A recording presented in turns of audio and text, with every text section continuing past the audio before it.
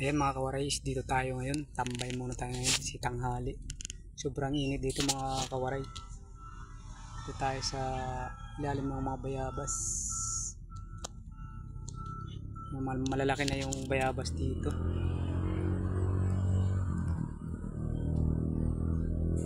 Dito muna tayo nag-relax kasi sobrang init.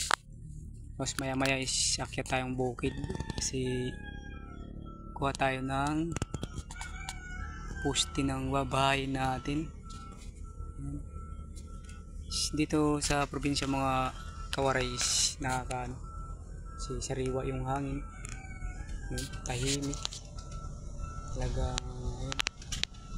Maganda din naman dito sa probinsya mirahan. Ang problema mga kawarais, kita ng pires mayroon talaga, pero lang, laban lang tayo sa sacrifice lang kasi yan naman talaga yung mga mahirap is talagang hanggang sa pagtanim lang tayo, mga tanim-tanim ng mga mga kamuting kahoy, saging, yan ang mga pananim natin dito mga kawarais.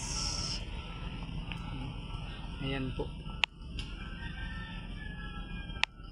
dati dito mga kawarais maraming papayas dito kasi ngayon wala na, ubos na kasi sobrang init dito. Yan po.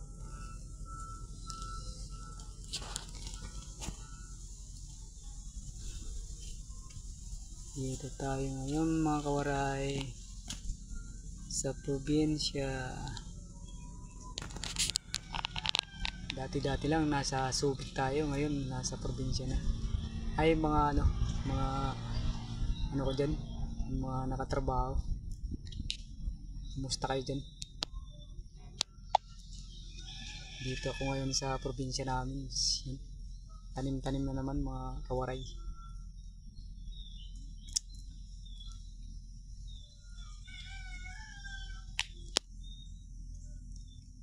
Yun, hanggang dito na lang mga kawaray. Bye bye.